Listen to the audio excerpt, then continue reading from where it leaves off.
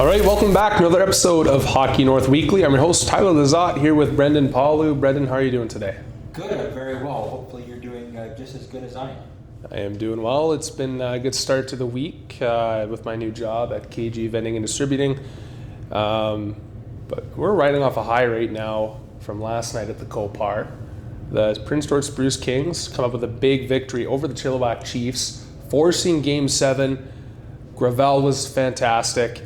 You know, you were calling the game with Kyle Anderson. What was the game looking like from your perspective? Yeah, it was a very full, very lively crowd. It wasn't a sellout at the Copar, 1,543 fans, but you know, after the first 5 or 6 minutes, Prince George was able to settle in.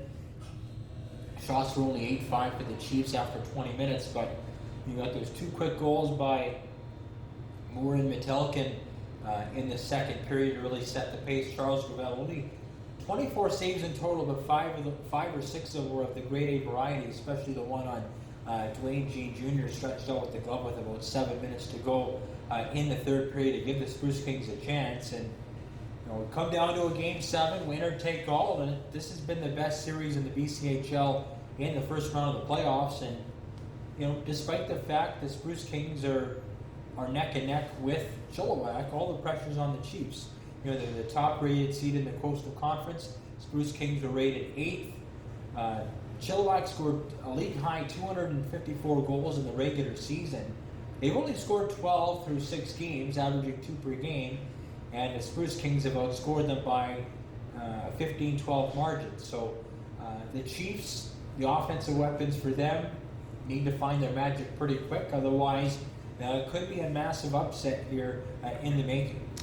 I mean, very well said. The Spruce Kings, till this point, in my opinion, have won a lot of the big games where it seems like Chilliwack is having a hard time, you know, living up to the big moments as that top team. And now it's anybody's series at Game 7 coming up tomorrow, Tuesday, at 7 p.m. at the Chilliwack Coliseum down in Chilliwack. But I think the way Gravel's playing, and that we've been raving about this whole series, you look at the physical tenacity of this Spruce Kings roster, the team structure is firing on all cylinders, so to speak. It really feels like they're a confident group when we talk to a lot of the guys on the team over, you know, the course of this series. The energy's good, the mindset's right, and they don't see it as a 1 versus 8. They see it as this is their series to win, and I think we're going to be very excited to see what the outcome is tomorrow night. Yeah, Gravel is a .940 save percentage. To give you a few more numbers to kind of take a look at, I mean, 7 out of the 12 Chilliwack goals came in the first 2 games that they were up 2-0 at home after 2 games in the series. You know, Chiefs had a chance to sweep it out or at least get a split in games 3 and 4. Couldn't do that. Win game at 5, had another chance to close it out. Couldn't do that either. So, I mean, you let a team hang around, you allow them to gain confidence, and the belief grows from within that they think they can beat you. And this is kind of what's led to where we're at now in terms of it being 3-3 tie, very chippy series. You can also make the case that the refs have let too much go at times, but you know, trying to let the players decide the playoff series, it's been a fun one to watch and cover. Yeah, I mean, personally, I've really enjoyed seeing the officials really put the whistles away and allow the game to play out 5-on-5, allow the teams to dictate how the game goes. I think for me, the biggest thing I hate to see is when a game is over-policed in the playoff setting, especially the late stages in the series. Game 6 to me was a perfectly managed game by the official side of it, and I'm really hoping we see the same thing down in Chilliwack for Game 7. Yeah, I think you're going to see a pretty decent crowd in Chilliwack. In Game 5, they had about 2,500 fans, give or take, in that 5,000-seat arena of theirs. And you know, it should come right down to the wire. I think one thing you can ill afford if you are the Spruce Kings is to get off to that flat start like we saw in the first 2 periods. You got outshot 40-6, got yourself down 2-0. Luckily, you only lost by 1 and nearly tied it up at the end of the game on that Owen Goodbrand scramble where he kind of got tripped up there towards the very end. But Spruce Kings can find a way to weather that storm, get their legs under them, have a much better morning skate, and come out a lot sharper at puck drop. It should be a good game. You know, they've done their job. They made it interesting. They made it very tough on Chilliwack, and now it's up to them to finish it out and continue the story here. The other thing we want to talk about in the BCHL playoffs in our conference is that the number 2 seeded Surrey Eagles got dispatched in 5 games by the Alberni Valley Bulldogs, which both have Brady and Kenya McIsaac of Prince George on there. So you got a top seeded team out in 5 games. You have the number 1 seed going to 7 against the Spruce Kings. You know, if the cards fall the right way, Cowichan could be the number 1 seed heading into round 2. They were ranked number 3. Victoria ranked number 4. They got past Coquitlam. Then you got the 7th-seeded Bulldogs getting past Surrey as well. So, you know, I kind of thought we'd see a bit more parity in this conference in the playoffs, and so far that has come true. One really upset to speak of in the interior, Cranbrook number 6 defeating number 3 Trail. They're going to play Penticton in round 2. And then Brooks having a tough time despite winning in 5 against West Kelowna. That was a very tough series where a lot of those games were decided by 1 goal. So it's been an exciting first round in the BCHL's playoffs, and we're going to be here for a little bit more excitement as the Spruce Kings and Chiefs close out their first round set. Yeah, a lot of drama, a lot of exciting games to follow, and seeing how the playoffs play out here in the BCHL. We're going to transition here to the Prince George Cougars. Unfortunately, they got to a historic Game 7. It's the first time, I believe, in 23 years they've played a Game 7. But it was probably one of the most exciting games I'd ever seen at the CN Center. Yeah, it was loud, raucous, sold out. You know, I thought there when Lee Sure got tied up the game at 2-2 that they finally had him. But that perfect shot by Josh Zakreski, high over the glove with about 8 minutes left in the third period, got the Winter Hawks across the finish line. They did add that empty netter at the end. They're down 2-0 against Everett right now in their series. But, you know, that was a knockdown, drag them out kind of a 7-gamer, similar to what we're seeing with the Spruce Kings and the Chiefs. But, again, that Portland Bugaboo coming back to haunt the Cougars again. They're going to have yet another summer to stew over that. Yeah, that is not the outcome, you know, the Cougars were hoping for in the first round here, as even throughout this season, in the regular season, the Cougars have had a hard time playing this Portland team. You know, that being said, I thought for half the series they played like the better team against this Portland Winterhawks club, but you could see that there was times where I think the Cougars were just a step behind. The defense wasn't quite deep enough. The team was struggling to play together early on in the series, and just a few of those hurdles that I think added up for the Prince George Cougars as that series progressed, unfortunately putting them in that position. So we're going to see how the offseason plays out, see with a lot of new faces coming in, faces moving on, likely Riley Height going pro next year with the Iowa Wild, Cohen Zemer, William Kometz, Borja Vallis also aging out, all 3 locked into pro deals, with Vallis going to the Marlies, where he's currently playing for the rest of the season right now. William Kometz with the Vegas Golden Knights.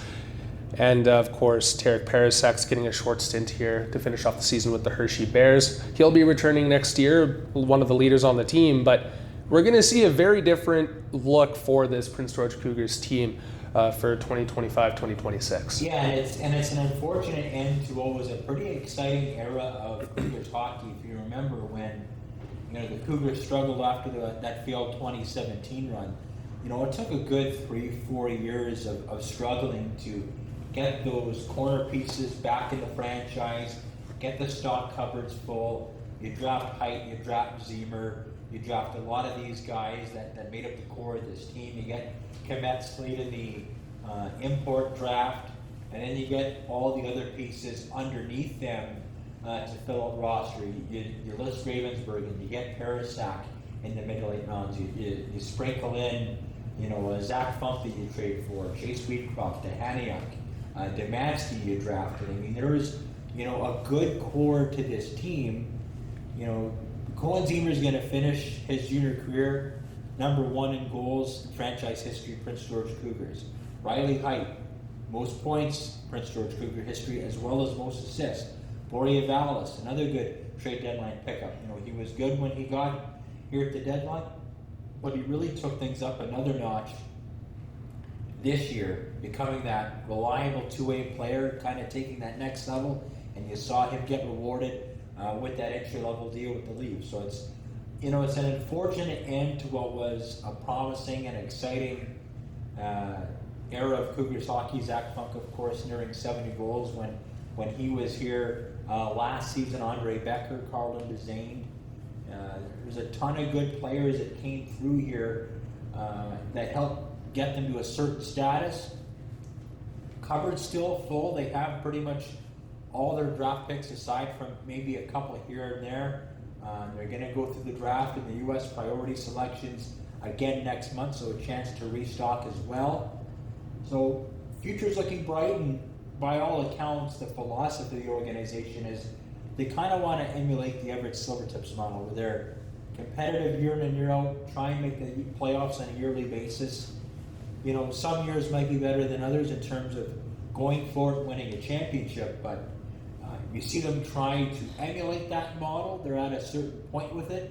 Now it's up to the players in that room, as well as the ones coming up or underneath them, to carry on those winning ways and those traditions. Yeah, it's going to be very interesting to see how things play out. I mean, the highlight for the Cougars this summer to look for is the NHL entry draft. Joshua Ravensbergen slotted to be a potential first to second round pick. That is a very exciting thing to take note of, as he has been spectacular both seasons with the Cougars, and I feel like there's going to be a lot of NHL interest in him. High is finding a big goalie with those strong instincts and the poise that he plays with is so good positionally. It's very rare you find that package, and I think you're going to see a few teams, maybe Nashville with 3 first-round picks, might take a look at him, but we're going to see. But overall, I think Joshua Ravensbergen is going to be a fun player to follow here as the summer progresses. Yeah, of course, too, you have Kelowna hosting the Memorial Cup next year. They're going to want to load up. I would imagine they might place some calls up north to Mark Lamb and company about maybe talking about Parasak and Ravensburg, and obviously that's a long way off. But with the team that the Rockets will want to build, I would imagine those would be a couple names that will be high on their list, that being Ravensburg and Parasak. Another name that got more attention as the year went on, draft scouts, is Aiden Foster. Maybe a 5th or a 6th round draft pick potentially, but I kind of see him as this year's Hunter Lang, where Lang was ranked lower in the rankings all year, came up, got taken, had a good camp, starting now with the Saskatoon Blades, where he's kind of carried some of that momentum and has taken a step. I see Foster kind of doing the same next year with the Cougars, being a part of that leadership group. And second half of the year after the Christmas, he started to figure out how to play a more complete game instead of being a tough guy. And he ended that playoff series with 6 assists in 7 games. Yeah, I thought Aiden Foster throughout that entire playoff series was one of the best players on the ice consistently for the Prince George Cougars. And, he's got, like you said, he's got that complete game that he's starting to grow into now. We all knew that he could play tough on the wall. We knew he could fight. We knew he could make the big hits. But now he's starting to find those corners. He's starting to get the soft spots and get some good shots off and set guys up around the net. And it's starting to pay off, and the points are starting to amount for Aiden Foster. Yeah, very well said. As we continue on with the junior hockey playoffs, SJHL still going on, MJHL still going on. Of course, 3 former Caribou Cougar grads on the Portage Terriers, Will McKay, Decker Boynton, Scott Cousins. They're doing battle with the Dauphin Kings right now. That series is in game number 6 as we record this episode. In the SJHL, Reed Arbery and the as well as Landon Alexander, the Flin Flon Bombers, trying to stay alive against the Waiver Red Wings. Of course, Josh Sale, the Prince George product, and another former Caribou Cougar. They are up 1 game in that series, trying to close it out at home. Win by a waiver would put them in the finals against the Melfort Mustangs, who were within a win away of winning the national championship last year. So some Caribou guys still knocking it out in terms of the SJ and MJ playoffs there. So we wish them the best of luck on whomever else comes out on top in those series. And of course, we've got the TELUS Cup taking place, which we'll be covering down in the Chilliwack Coliseum. Our Videographer will be shooting lots of footage for that over the course of the week that he'll be there. No shortage of games there. You have the Fraser Valley Thunderbirds, Okanagan Rockets. Top-rated U18 AAA team in Canada is going to be there. The Regina Pat Canadians with star Manic Schultz. So that'll be fun to see him at that level. Schultz, of course, the projected #1 pick to go to the Regina Pats, his hometown team, after the Pats won the draft lottery last week to pick #1. So exciting time when it comes to that. When it comes to the national championship side of things, of course, the Junior A championship, the Centennial Cup, that's not until May. So still some bridges to cross there in those leagues. And the KIJHL, also want to extend a congratulations to Thomas Clark, Keenan Holland, and Jasper Tate, all Northern products, winning the championship with the Grand Forks Border Bruins against the Revelstoke Grizzlies. So congratulations to those 3 players. I'll try and reach out to them for an interview. The availability is there in the not too distant future. And of course, Nico Mijatovic of the former Caribou Cougar and Seattle Thunderbirds, scoring an overtime winner for the San Diego Gulls over the weekend. Pretty nice goal if you've seen it on your social media channels, if you follow the San Diego Gulls at all. And Cameron Schmidt going to be playing with Carson Carls in the U18 World Championships down in Texas. Pretty good accomplishment for Cameron Schmidt, who's still rated quite high in Craig Button's draft rankings. I think he's still rated at #6. Yeah, Cameron Schmidt really maintaining that top spot in the power rankings for the draft. And this is a great opportunity for him after the Giants getting a not so favorable end to the playoffs against the Spokane Chiefs in the first round. But, a great opportunity for him to showcase his talent with amongst the best talents of his age pool at the national level. Yeah, and of course, too, Schmidt, could be the highest rated Prince George Board player since Brett Connolly to be taken in the NHL draft. Connolly was taken quite high by Tampa Bay at the time. Connolly was taken 6th overall. Tampa Bay. Steve Eisman, I think, was the general manager at that time to make that pick. Also want to wish good luck to the Chase Harrington and Smith Redmond and Prince George of the Spokane Chiefs. They're doing battle against the Victoria Royals right now. Victoria winning the first game of that Western semifinal on Sunday. They are playing Game 2 tonight down in Spokane. McBride's Tanner Mollendijk and the Medicine Hat Tigers.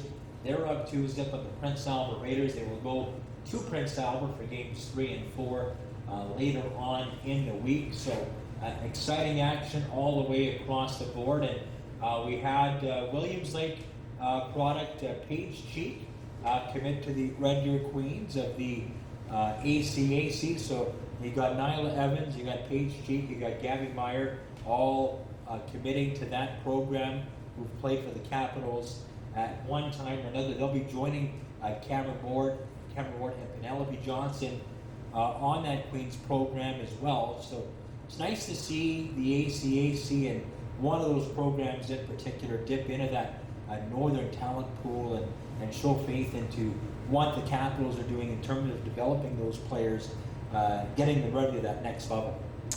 Yeah, seeing the Northern Capitals connection to that Queens program is really cool to see. And by all accounts, all of our alumni that have gone on to go play for that program have nothing but good things to say about how they run their program there in Red Deer. And I think it's very cool to see that connection continue.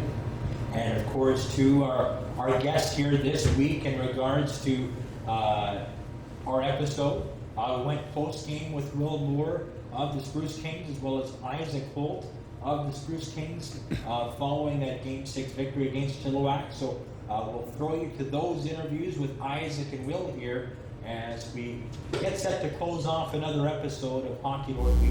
All right, here with Prince George Spruce Kings defenseman Isaac Holt. Isaac, team came through tonight with a huge 2-0 victory against Chilliwack Chiefs to force it to a 7th game on Tuesday. Just talk about, the task at hand in the room tonight and how the guys felt going into this game. We prepared and treated it like any other game. Just try to follow our game plan and trust in each other and hope for the best result. How have you been able to frustrate them and to keep this Chiefs team at bay? They only scored 12 goals in 6 games after scoring 254 in the regular season. I know Charles Gravel's been a big part of that, but what else have you done to limit their opportunities? I think obviously Charles, like you said, is a big help, but I think everyone's just kind of buying into our systems in the D zone and willing to wear one if you have to, and yeah. Yeah, you're somebody, not necessarily the flashiest defensively. You use your stick and your reach to your advantage. You do have, a decent shot from the point, but, just talk about how simple you try and keep your game and try and affect the play that way and redirect a lot of their dangerous forwards. Yeah, I just try to go out there every shift and do my job and take it one shift at a time. I guess, what have you done to maintain your composure despite some of the cheap stuff after the whistles from them? I think just keeping focused on the task at hand and, letting them kind of lose their cool and, we can use it to our advantage. Well, there's no more mulligans now. It's one game winner take all on Tuesday in Chilliwack. It's been a homer series. The home team's won all 6 games. What's it going to take to reverse that trend in the most important game of the season? Again, I think just trusting in each other and trusting in our systems is what's going to get the job done, hopefully. And we got to go out there and play it like it's our last game because, if we don't get the result we want.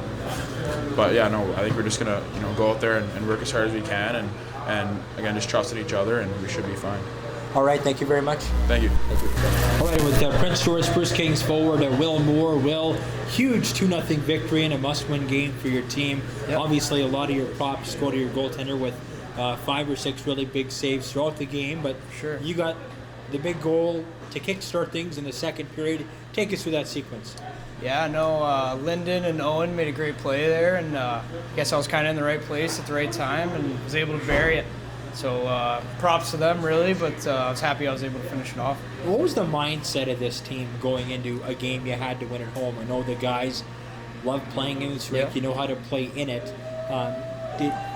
Despite the fact that you didn't quite have your best effort in Game 5, what was the mood like in the room going into this? Yeah, we knew the stakes were high, obviously, and that it was a win-or-go-home type of game, but I think we prepared well as a group with video, and our coaches did a great job to, get us ready for this game and know what we need to do to be successful. And I think we went out and worked our game plan the right way. So, of course, Chilliwack trying to be the aggressors after the whistle, and there's some shots there that you had to, take for the team and not get baited into a penalty. How hard has it been to stay disciplined, knowing that, some of those, those greasy plays after the whistle,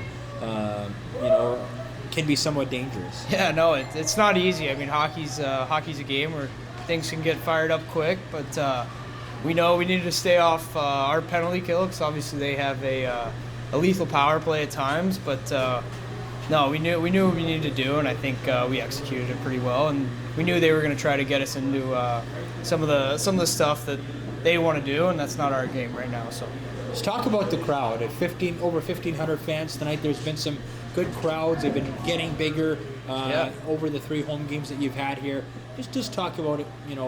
The fan support tonight. No, it was a ton of fun. Obviously, it was loud in there, and everyone was cheering. I know I had a lot of my billet family in attendance and a lot of friends. So no, it was awesome. The town comes out and supports us greatly, and I think that makes a huge difference for us. It was a lot of fun. Be remiss not to mention your goaltender, Charles Edward Gravel. Oh, yeah. 2.04 goals against average, .940 save percentage. How good has he been? No, he continues to amaze me almost every game. He seems to just get better and better almost, but we know when we have him in the net, there's a confidence with our group, and we know he's going to come up with the save 9.8 times out of 10, so it's a big difference. He's just so cool in there with his demeanor and the way he plays the puck too, which is I'm sure a help for the defensemen as well as the forwards too. Does it kind of make you relax a little bit, knowing that he's as calm as he is back there? No, 100%. I think he brings, like I said, a ton of confidence to our group, and I think that makes a huge difference for us. obviously a great goaltender, so it can't hurt.